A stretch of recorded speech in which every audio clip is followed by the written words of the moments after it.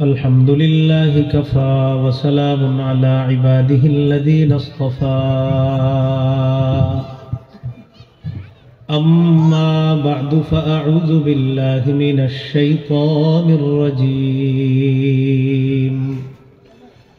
بسم الله الرحمن الرحيم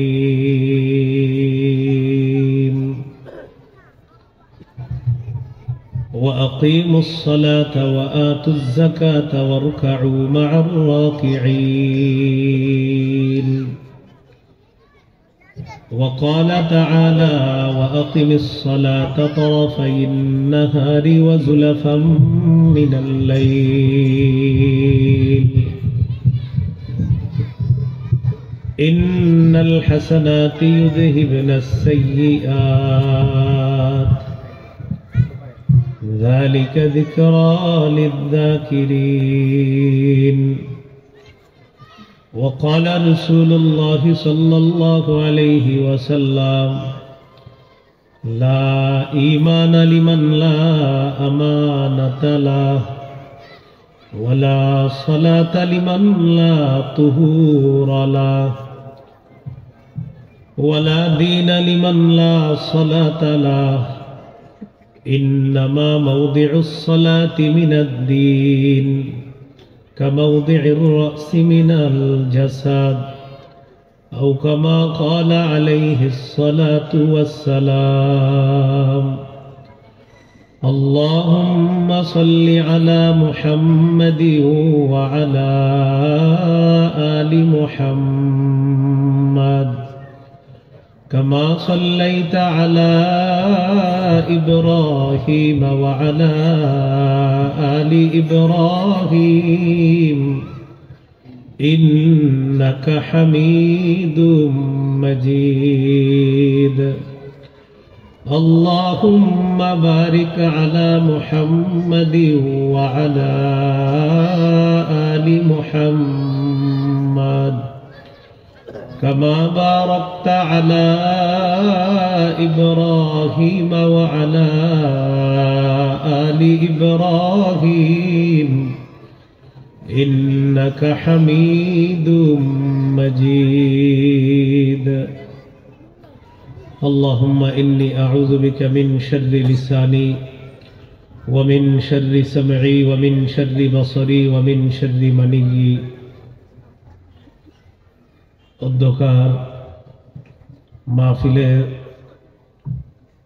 সম্মানিত সভাপতি উপস্থিত হযরত উলামায়ে কেরাম বিশেষ করে এতক্ষণ আপনাদের সামনে গুরুত্বপূর্ণ নসিহত পেশ করছিলেন আল্লামা মুফতি হিফজুর রহমান দামাত বরকাতুহুমুল আলিয়া এবং সর্বস্তরের মুসলমান ভাইয়েরা আল্লাহ তাআলার দরবারে শুকরিয়া আদায় করছি আল্লাহ আমাদেরকে এই মাহফিলে উপস্থিত হওয়ার তৌফিক দান করেছেন বলে আলহামদুলিল্লাহ। সূরাতুল বাকারা 43 নম্বর আয়াতে কারিমা তেলাওয়াত করলাম। এই আয়াতে আল্লাহ তাআলা বলেছেন আকিমুস সালাত, তোমরা নামাজ কায়েম করো। সূরা হুদের 114 নম্বর আয়াতে আল্লাহ বলেছেন ওয়া আকিমিস সালাতা তারাফাইন নাহারি ওয়া যুলাফাম মিনাল লাইল, দিনের দুই প্রান্তে এবং রাতের কিছু অংশে তোমরা সালাত কায়েম করো, নামাজ কায়েম করো।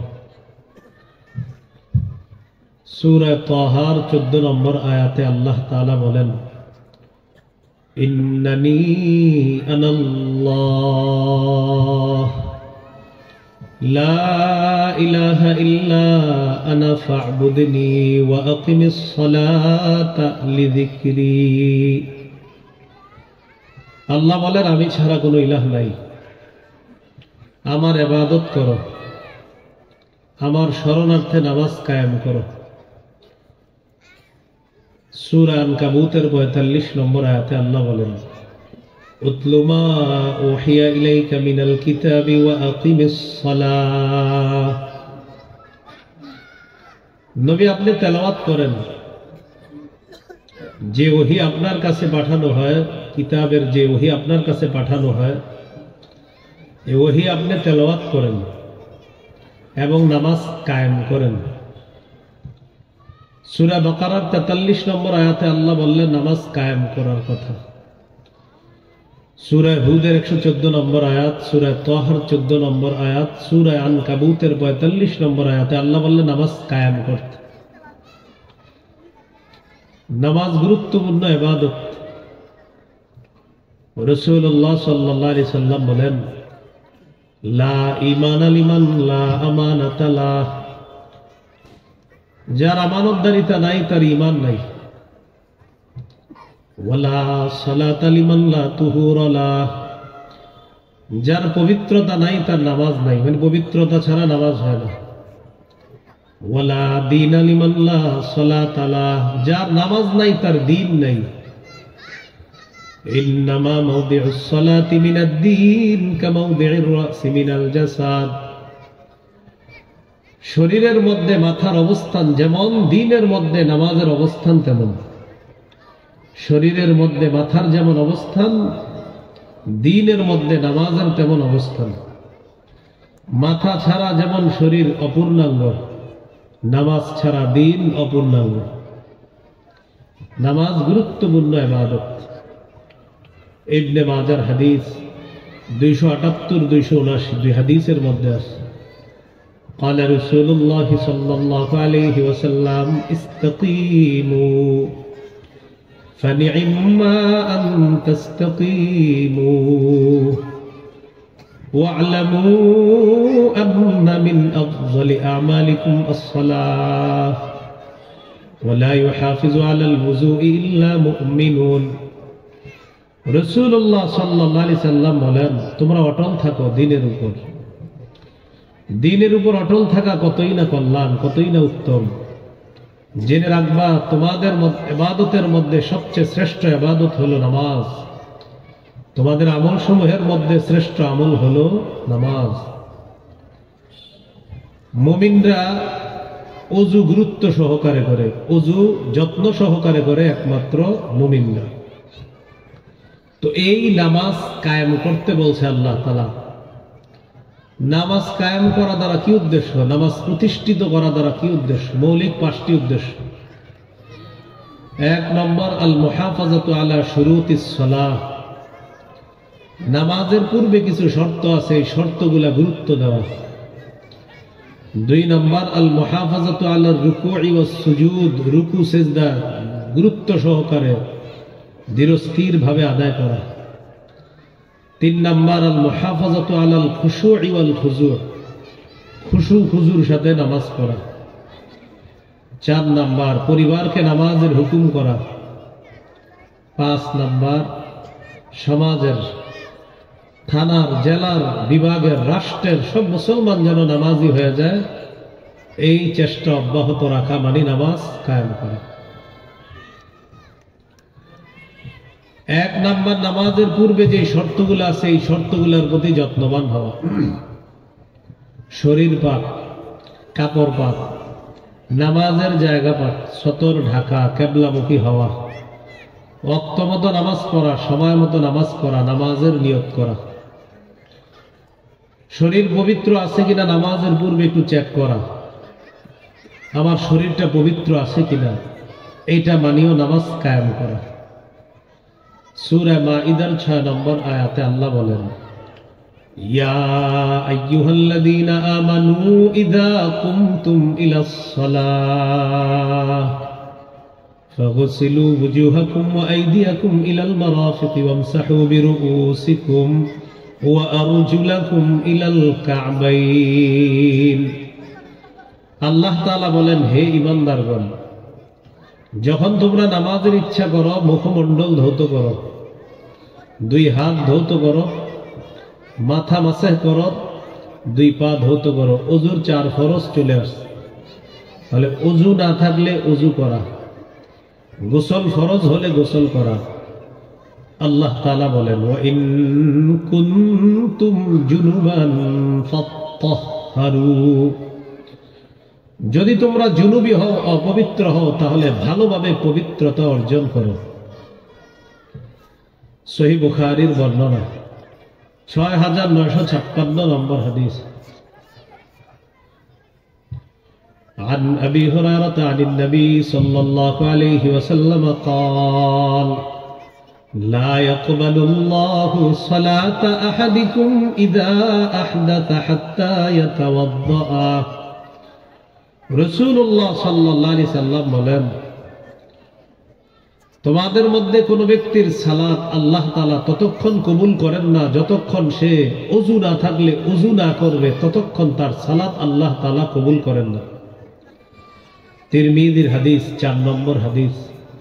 قال رسول الله صلى الله عليه وسلم مفتاح الجنة الصلاة ومفتاح الصلاة الطهور। রাসূলুল্লাহ সাল্লাল্লাহু আলাইহি সাল্লাম বলেন, জান্নাতের চাবি হলো নামাজ, নামাজের চাবি হলো পবিত্রতা অর্জন করা। এই হলো শরীর পাক করা, ওযু না থাকলে ওযু করা, গোসল ফরজ হলে গোসল করা, কাপড় পাক, নামাজের পূর্বে আপনার কাপড় পাক সাফ আছে কিনা এটা চেক করা মানেও নামাজ কায়েম করা। সূরা মুদ্দাসসিরের 4 নম্বর আয়াতে আল্লাহ তাআলা বলেন, ওয়াতিয়াবাকা ফাতাহহির। নবী আপনি আপনার কাপড় সমূহ পবিত্র করেন। সহিহ বুখারীর বর্ণনা, 227 নম্বর হাদিস। এক মহিলা রাসূল সাল্লাল্লাহু আলাইহি সাল্লামের কাছে আসছে। জাআত ইমরাআতুন নবী সাল্লাল্লাহু আলাইহি ওয়াসাল্লাম فقالت أرأيت إحدانا تحيض في الثوب فكيف تصنع يا رسول الله। এক মহিলা রাসূলুল্লাহ সাল্লাল্লাহু আলাইহি সাল্লামের কাছে এসে বললেন, ওগো আল্লাহর রাসূল, আমাদের নারীদের কাপড়ের মধ্যে কোনো নাপাকি লাগলে এটা পবিত্র করার কি উপায়? فقال رسول الله صلى الله عليه وسلم تحته। নবীজি বললেন, ওই নাপাকি প্রথমে ঘষবে, ঘষে উঠাবে। সুম্মা তুকরিসুহু বিল মা, এরপর পানি দিয়ে এটাকে রিগড়িয়ে নেবে। ওয়া তানদাহুহু, এরপর কাপড়টা ভালোভাবে চিপবে, চিপার পর এটা শুকাতে দিবে। সুম্মা তুসাল্লি ফিহি, এরপর ওই পবিত্র কাপড়ে নামাজ পড়বে। এই হাদিস থেকে বোঝা যায় নামাজের পূর্ববর্তী শর্ত কাপড় পবিত্র আছে কিনা, এটা পূর্বের একটা শর্ত। নামাজের জায়গা পাক, ঘরে যদি নামাজ পড়েন নফল সুন্নত বিতির নামাজ, যায় নামাজটা চেক করে নেবেন বাচ্চা প্রস্রাব করে দিল কিনা। মসজিদের জানালার পাশে যদি নামাজ পড়েন ভালোভাবে একটু চেক টেক করে নেবেন, কোন ধরনের নাপাকি ময়লা ইত্যাদি ঢুকে গেল কিনা বাতাসে ইত্যাদির মাধ্যমে চেক করা নামাজের জায়গা। আল্লাহর পক্ষ থেকে গোটা জমিন আমাদের জন্য পবিত্র এবং সেজদার স্থান। মাখলুক এটাকে অপবিত্র করে, তখন এটাকে পবিত্র করতে হবে। সহিহ বুখারীর বর্ণনা, 438 নম্বর হাদিস। قال رسول الله صلى الله عليه وسلم أعطيت خمسا لم يعطهن أحد من الأنبياء من قبلي। রাসূলুল্লাহ সাল্লাল্লাহু আলাইহি সাল্লাম বলেন, আমাকে এমন 5টি জিনিস দেওয়া হয়েছে যা অতীতের কোন নবীকে দেওয়া হয় নাই। এই 5টার মধ্যে একটা হলো ওয়াজুইলাত লিয়াল আরদু মাসজিদান ওয়া তাহুরা, আমার জন্য গোটা জমিনটা সেজদার স্থান এবং পবিত্র, আল্লাহর পক্ষ থেকে সেজদার স্থান এবং পবিত্র করে দেওয়া হয়েছে। আইয়ুমা রাজুলিন মিন উম্মতি আদরাকাতহুস সালাহ ফালইউসাল্লি, আমার উম্মতের কারো যখন নামাজের সময় হবে সে পবিত্র জমিনের মধ্যে নামাজ আদায় করে নিবে, আল্লাহ তাআলা তার নামাজ কবুল করে নেবেন। অতীতের ইবাদত খানায় গিয়ে ইবাদত করা লাগতো, কিন্তু এই উম্মত নামাজের সময় হয়েছে, আশেপাশে ইবাদত খানা পাইতেছে না, ওই জায়গায় ওই পবিত্র জমিনে নামাজ আদায় করবে, আল্লাহ তার নামাজ কবুল করে নেবে। তো এখান থেকে বোঝা যায় নামাজের জায়গা পাক, এটা আল্লাহর পক্ষ থেকেই পাক। মাখলুক এটাকে নাপাক বানায়, তখন এটাকে পাক করতে হবে। সতর ঢেকে নামাজ পড়া, এটা অন্যতম একটা বিধান মুসলমানদের জন্য। সূরা আরাফের 31 নম্বর আয়াতে আল্লাহ তাআলা বলেন, ইয়া বানি আদম খুযু যিনাতাকুম ইনদা কুল্লি মসজিদ, হে আদম সন্তান, তোমরা প্রত্যেক নামাজের সময় বেশভূষা ধারণ করো, একটু সুন্দর পোশাক পরে তোমরা নামাজে আসবে। পোশাক মৌলিকভাবে তিন ধরনের হতে পারে, ওয়াজিব, মুস্তাহাব, আর একটা হলো হারাম। আবশ্যক হলো যেটুকু পোশাকের মাধ্যমে সতর ঢেকে রাখা যায় এতটুকু তো লাগবেই সবার। আবু দাউদের হাদিস 4017 নম্বর হাদিস। বাহজ ইবনে হাকিম তার পিতা থেকে, তার পিতা তার দাদা থেকে, তার দাদা রাসূলুল্লাহ সাল্লাল্লাহু আলাইহি সাল্লাম থেকে হাদিস বর্ণনা করেছে। তিনি বলেন, কুলতু ইয়া রাসূলুল্লাহ আওরাতুনা মা নাতি মিনহা ওয়া মা নাদার।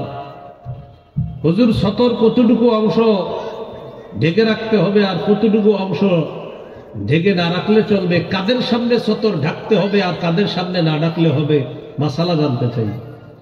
فقال رسول الله صلى الله عليه وسلم احفظ عورتك الا من زوجتك, তুমি তোমার স্ত্রী ছাড়া সবার সামনে তোমার সতর ঢেকে রাখবা, লজ্জাস্থান ঢেকে রাখবা। তো স্ত্রী ছাড়া সবার সামনে লজ্জাস্থান ঢেকে রাখতে হবে। এই হাদিসের মধ্যে সাহাবী প্রশ্ন করেছিলেন, ইদা কানার রাজুলু খালিয়ান ইয়া রাসূলুল্লাহ, ইয়া রাসূলুল্লাহ, কেউ যদি ঘরের মধ্যে একা থাকে তখন তার সতরের মাসালা কি? নবীজি বললেন, আল্লাহু আহাক্কু আইয়ুস্তাহিয়া মিনহু মিনান নাস, মানুষের চাইতে আল্লাহ বেশি হকদার, আল্লাহকে আমরা লজ্জা পাবো এই ব্যাপারে আল্লাহ বেশি হকদার। অর্থাৎ মানুষের চাইতে আমি আপনি আল্লাহকে বেশি লজ্জা পাওয়া দরকার। ঘরে কেউ না থাকলেও আল্লাহ আছে, এই জন্য তখনও সতরের ব্যাপারে খুব যত্নশীল হতে হবে। সতরটা তখনও যথাসম্ভব ঢেকে রাখতে হবে, কারণ আল্লাহকে লজ্জা পাওয়া যায়। তাহলে সতর ঢেকে নামাজ পড়া, এটার একটা গুরুত্ব আছে। তো এরপরে কথা হলো একটু সুন্দর পোশাকে নামাজ পড়ার চেষ্টা করা। পোশাক একটু সামর্থ্য অনুযায়ী ভালো হওয়া, এটা দোষণীয় না। আবু দাউদের হাদিস 4063 নম্বর হাদিস। আবুল আহওয়াস তার পিতা থেকে বর্ণনা করেন, তিনি বলেন, আতাইতুন নবিয়্য সাল্লাল্লাহু আলাইহি ওয়াসাল্লাম ফি সাওবিন দুনিন, আমি রাসূলুল্লাহ সাল্লাল্লাহু আলাইহি সাল্লামের কাছে নিম্নমানের একটা পোশাকে আসলাম, একটা নিম্নমানের পোশাক পরে নবীজির কাছে আসলাম। নবীজি আমার শরীরে নিম্নমানের পোশাক দেখে আমাকে বললেন, আলাকা মাল, আচ্ছা তোমার সম্পদ আছে? সাহাবী জবাব দিলেন, জি হুজুর, আমার সম্পদ আছে। নবীজি বললেন, মিন আইয়িল মাল, কোন ধরনের সম্পদ? সাহাবী জবাব দিলেন, কাদ আতানি আল্লাহু মিনাল ইবলি ওয়াল গানামি ওয়াল খাইলি ওয়ার রাকিক, আল্লাহ তাআলা আমাকে উট দিয়েছেন, বেড়া, দুম্বা ইত্যাদি দিয়েছেন, ঘোড়া, দাস দাসী আল্লাহ আমাকে দিয়েছেন। আলহামদুলিল্লাহ, আমার যথেষ্ট সম্পদ আছে। রাসূলুল্লাহ সাল্লাল্লাহু আলাইহি সাল্লাম বললেন, এত সম্পদ, তোমার পোশাক এরকম নিম্নমানের কেন? ইদা আতাকাল্লাহু মালান ফালইউরা আসারু নি'মাতিল্লাহি আলাইকা ওয়া কারামাতি, আল্লাহ তাআলা যখন তোমাকে নিয়ামত দান করেছেন, সম্পদ দান করেছেন, এই নিয়ামতের নিদর্শন তোমার শরীরে প্রকাশ পাওয়া, এটা উচিত, এটা দরকার, এটা আল্লাহ তাআলা পছন্দ করেন। এটা আল্লাহ তাআলা পছন্দ করেন যে তোমার শরীরে এই নিয়ামতের নিদর্শন এটা দেখা যাক, এটা আল্লাহ পছন্দ করেন। হাদিসে আছে আপনার, আল্লাহ তাআলা যখন কোন বান্দাকে নিয়ামত দান করেন, ইন্নাল্লাহা ইযা আনআমা আলা আবদিন নি'মাতান ইউহিব্বু আইয়ারা আতারান নি'মাতি আলাইহি, আল্লাহ যখন কোন বান্দাকে নিয়ামত দান করেন, আল্লাহ পছন্দ করেন নিয়ামতের নিদর্শনটা তার মধ্যে দেখা যাক, এটা আল্লাহ তাআলা পছন্দ করেন, এটা আল্লাহ পছন্দ করেন। আল জামিউস সগীরের 1662 নম্বর হাদিস, কোন বান্দাকে আল্লাহ যখন কোন নিয়ামত দান করেন, এই নিয়ামতটার নিদর্শনটা দেখা যাক, এটা আল্লাহ পছন্দ করেন। সামর্থ্য অনুযায়ী একটু ভালো মানের উত্তম পোশাক পরা, এটা দোষণীয় না, এটা অহংকারের নিয়ত না থাকলে অহংকার হবে না। তিরমিজির হাদিস 1999 নম্বর হাদিস। রাসূলুল্লাহ সাল্লাল্লাহু আলাইহি সাল্লাম বলেন, লা ইয়াদখুলুল জান্নাতা মান কানা ফি কলবিহি মিসকালু যাররাতিন মিন কিবরিন। নবীজি বলেন, যার অন্তরে সরিষার দানা পরিমাণ অহংকার আছে, এই ব্যক্তি জান্নাতে প্রবেশ করবে না। قال رجل إن الرجل يحب أن يكون ثوبه حسنا ونعله حسنة يا رسول الله ইয়া রাসূলুল্লাহ, অনেক মানুষ আছে এমন যে মানুষ চায় তার পোশাকটা যেন উত্তম হয়, তার জুতা জোড়া যেন উত্তম হয়। হুজুর, এটাও কি অহংকার? হুজুর, অনেক মানুষ এটা পছন্দ করে, তার পোশাক যেন উত্তম হয়, তার জুতাটা যেন একটু উত্তম হয়, এটাও কি অহংকার হবে? فقال رسول الله صلى الله عليه وسلم إن الله جميل يحب الجمال। নিশ্চয় আল্লাহ তাআলা সুন্দর, সৌন্দর্যতাকে আল্লাহ পছন্দ করেন। সামর্থ্য অনুযায়ী আপনি যদি একটু পরিপাটি হয়ে থাকেন, ঢিলে ঢালা পোশাক পরে থাকেন, এটা দোষণীয় না, এটা আল্লাহ পছন্দ করেন। বিপরীত দিকে ইচ্ছা করে আপনার ভালো পোশাক থাকার পরেও আপনি ময়লা দয়লা পোশাক যদি পরেন, এটা ঠিক না। মানে আপনার ভালো পোশাক আছে, সাবানও আছে, কাপড় ধোয়ার পানি আছে, কিন্তু আপনি ধোন না ইচ্ছা করে। 2 বছর গোসল করেন না, চুল জটলা বানাইছেন, আপনি ইচ্ছা করে ছালার বস্তা গায়ে দিচ্ছেন আর জনগণকে বুঝাইতেছেন যে আসলে আমি একদম কিছুই না। আবু দাউদের হাদিস 4062 নম্বর হাদিস, জাবের রাদিয়াল্লাহু তাআলা আনহুর বর্ণনা, তিনি বলেন, আতানা রাসূলুল্লাহ সাল্লাল্লাহু আলাইহি ওয়াসাল্লাম ফারাআ রাজুলান শাইতান ক্বাদ তাফাররাকা শা'রুহু। নবীজি আমাদের কাছে আসলেন, আসার পর এক ব্যক্তিকে দেখলেন তার চুলগুলো এলোমেলো। নবীজি বললেন, আমা হাদা ইয়াজিদু মা ইউসাক্কিনু বিহি শা'রা। আচ্ছা, সে কি কোনো চিরুনি পায় না তার মাথার চুলগুলো আছড়ানোর জন্য? ওয়ারাআ রাজুলান আখার আলাইহি থিয়াবুন ওয়াসিখা। আরেকজনকে দেখলেন তার শরীরের মধ্যে ময়লা কাপড়। নবীজি বললেন, আমা হাদা ইয়াজিদু মাআন ইয়াগসিলু বিহি তাওবা। সে কি কোনো পানি পায় না তার কাপড় ধৌত করার জন্য? তার কি পানি নাই কাপড় ধৌত করার জন্য? এখান থেকে বোঝা যায় ইচ্ছা করে চুল জটলা বানানো আর সালার বস্তা গায়ে দিয়ে থাকা, এটা আপনার, এটা ভণ্ডামি। এটা কি বলেন তো? ভণ্ডামি। আচ্ছা, বুঝলাম শুরুতে ওনার সালার বস্তা গায়ে দেওয়ার যোগ্যতা ছিল তাই গায়ে দিচ্ছে, তো ওনার তো এখন মুরিদ হয়ে গেছে অনেক। মুরিদ হওয়ার পরে একজন মুরিদকে একজোড়া পাঞ্জাবি দেওয়ার হাদিয়া দিতে পারে না। আপেল কমলা আঙ্গুর আর মালটা কমলা দিয়া পুরা ঘর ভর্তি, কিন্তু উনি ওনার ওই চুলও ধোয় না, শ্যাম্পু কিনার টাকা নাই, আর সালা খোলে না। কেন? কারণ ওনার এই পীরগিরির ইনভেস্ট হলো ওই সালা আর জটলা চুল। এইটার কারণে তার একদল মুরিদ হয়েছে, যাদেরকে বুঝাইছে নামাজ লাগবে না, রোজা রাখবে না, কিচ্ছু লাগবে না। এই মোহাম্মদপুরে আশেপাশে ছিল একজন, মারা গেছে। এটা আমি আসাদবির মুসলিম বেকারিতে নিজে দেখছি, রমজানের দিনের বেলা বসে বসে রুটি আর কলা খাইতেছে। তখন আমি আসাদবির মসজিদে তারাবি পড়াই। আল্লাহ আমাদেরকে হেফাজত করে। উত্তম পোশাক পরিধান করা সামর্থ্য অনুযায়ী, এটা দোষণীয় না, ইসলাম উৎসাহ প্রদান করেছে। তো নামাজের সময় সামর্থ্য অনুযায়ী একটু ভালো পোশাক পরে নামাজে যাওয়া, এই ব্যাপারে একটা হাদিস আছে। আজকে আমরা একটা স্পেশাল নামাজ পড়ছি দিনের বেলা। কি নামাজ? জুমার নামাজ। তো এটা এই জন্য বললাম, অনেকে আপনার পুরো 7টা নামাজই পড়ে না, এই জন্য এই দিনই পড়ে, বলে আজকে নামাজের দিন। কিসের দিন? এর আগে 6 দিন কিসের দিন ছিল? হ্যাঁ, তাড়াতাড়ি দোকান বন্ধ কর, আজকে না নামাজের দিন, এরকম বলে। ইবনে মাজার হাদিস 1056 নম্বর হাদিস, আয়েশা সিদ্দিকা রাদিয়াল্লাহু তাআলা আনহার বর্ণনা, তিনি বলেন, আন্নান নবী সাল্লাল্লাহু আলাইহি ওয়াসাল্লাম খাতাবান নাস ইয়াউমাল জুমুআতি ফারাআ আলাইহিম সিয়াবান নিমার। সাহাবীদের উদ্দেশ্যে আল্লাহ নবী ভাষণ দিতেছিলেন, খুতবা দিতেছিলেন। সাহাবীর মধ্যে অনেকের শরীরের মধ্যে নবী তাকায়া দেখলেন কাজের পোশাক পরে আছে, তারা কাজের পোশাক পরে জুমার নামাজে চলে আসছে, কাজের পোশাক পরে নামাজে আসছে। فقال رسول الله صلى الله عليه وسلم أما على أحدكم إن وجد سعة أن يتخذ ثوبين سوى ثوبي مهنته।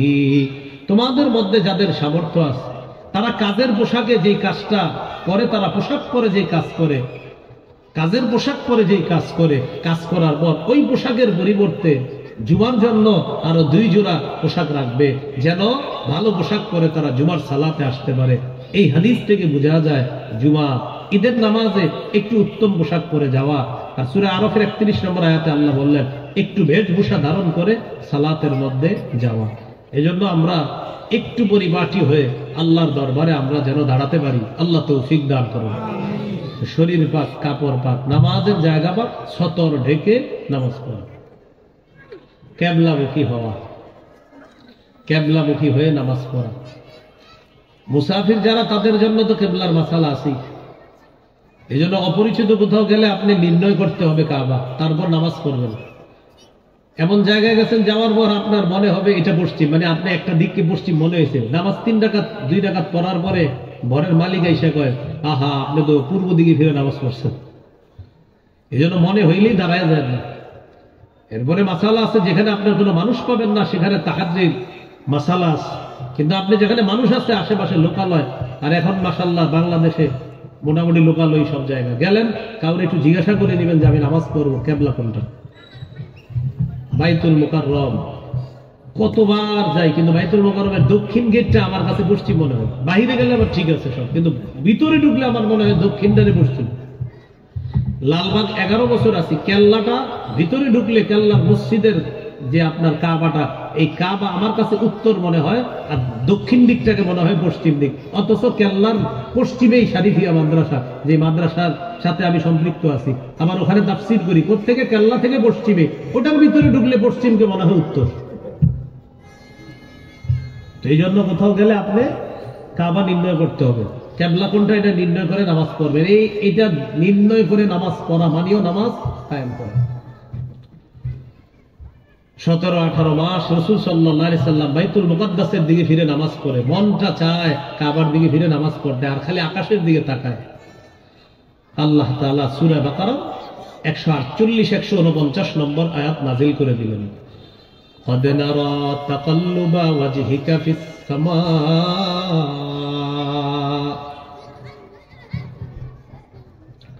হাবিব আপনি যে বারবার আকাশের দিকে এইভাবে মাথা উঠানামা করেন, এটা আমি দেখি, আর কেন করেন আমি জানি। সুবহানাল্লাহ। ফালানুওয়াল্লিয়ান্নাকা কিবলাতান তারদাহা।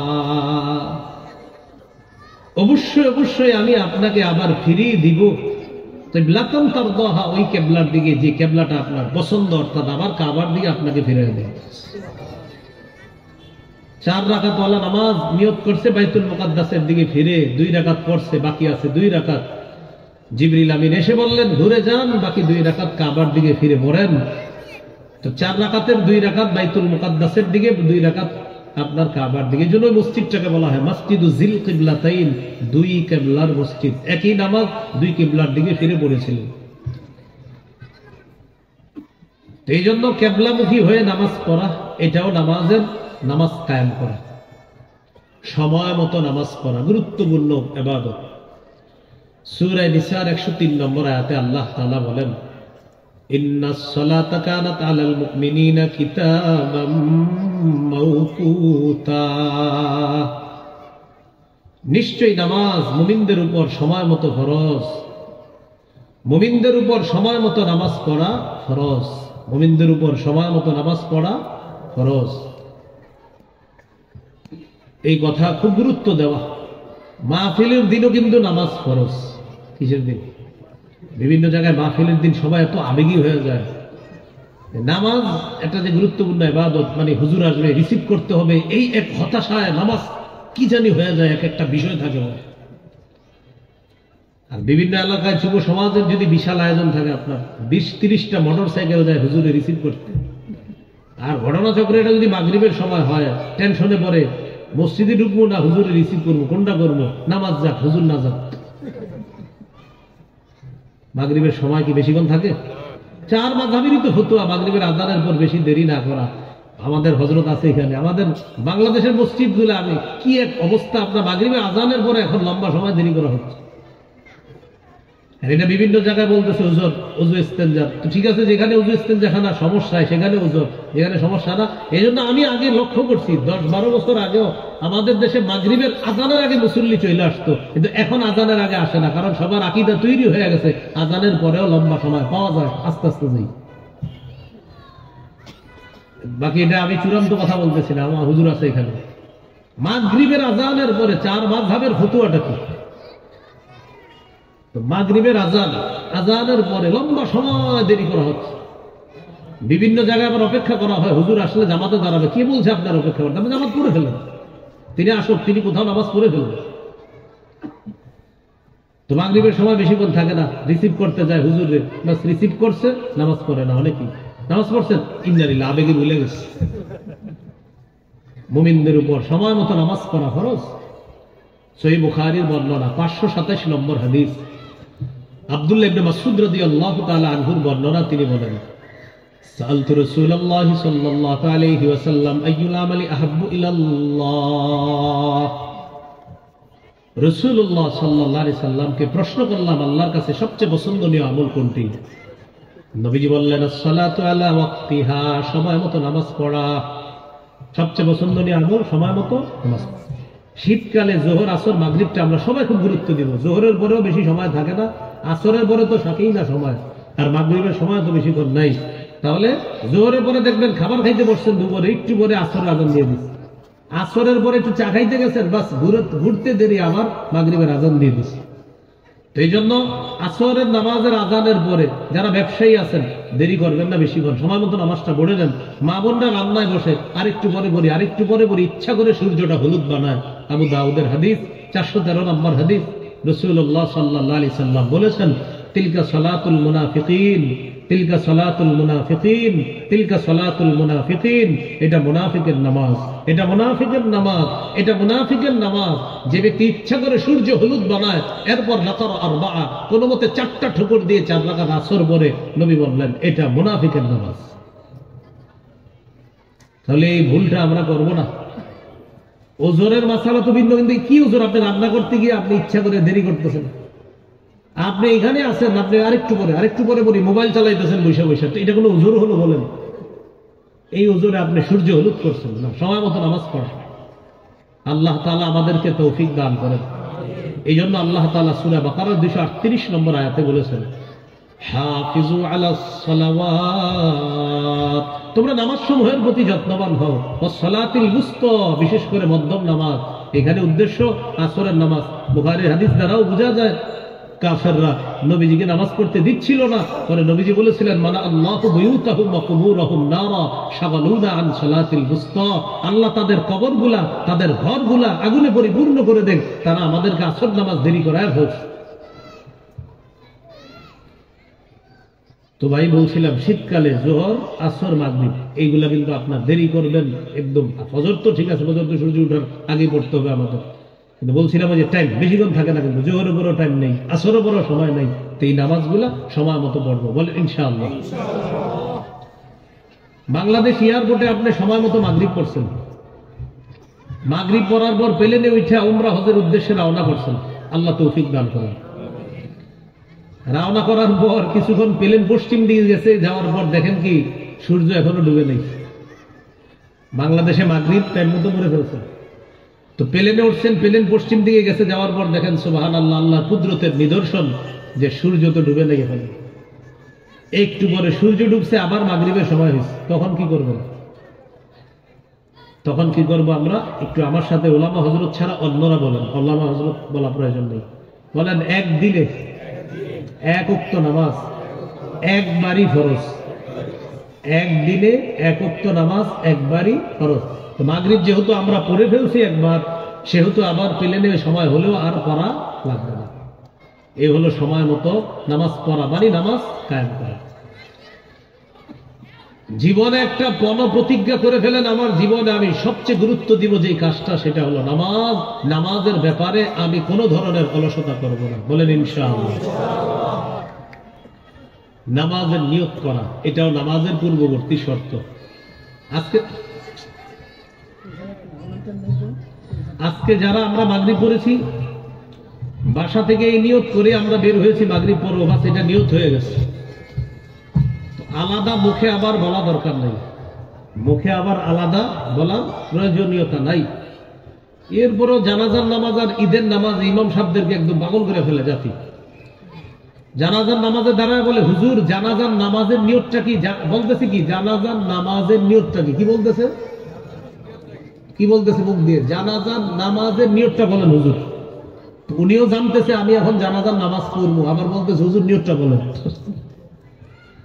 ঈদের নামাজে এসে হুজুর ঈদের নামাজের নিয়তটা একটু বলে, নিয়ম সব পিছন থেকে বলবে দুইজন, বলতেছি কিন্তু মুখ দিয়ে ঈদের নামাজের নিয়ত। তো উনিও জানতেছে কোন নামাজ পড়বে, উনিও জানতেছে জানাজার নামাজ পড়বে, উনি জানতেছে ঈদের নামাজ পড়বে। পরে আবার জিজ্ঞাসা, হুজুর একটু বলেন। তো এরকম দুই একজন বলে ফেলে আর কি। তারপরে হুজুরা বলে দেয়, ভাই এরকম এরকম বলেন। বলার পরে বুঝি নাই, আরো সহজ করে দেন। তখন আর কি করবেন? শেষে বলবেন যে আপনি আল্লাহরে বলেন, আল্লাহ ইমাম সাহেব যে নামাজ পড়ে আমি ওই নামাজ পড়ি, আল্লাহু আকবার, তো হয়ে যাবে আশা করি ইনশাআল্লাহ। সহিহ বুখারীর 1 নম্বর হাদিস, ইন্নামাল আমালু বিন্নিয়াত, আমলের প্রতিদান বিশুদ্ধ নিয়তের সাথে।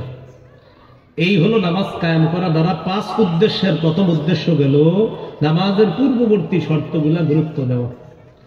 নামাজ কায়েম করা দ্বারা দ্বিতীয় উদ্দেশ্য রুকু সেজদা সুন্দরভাবে করা, ধীরস্থির ভাবে করা।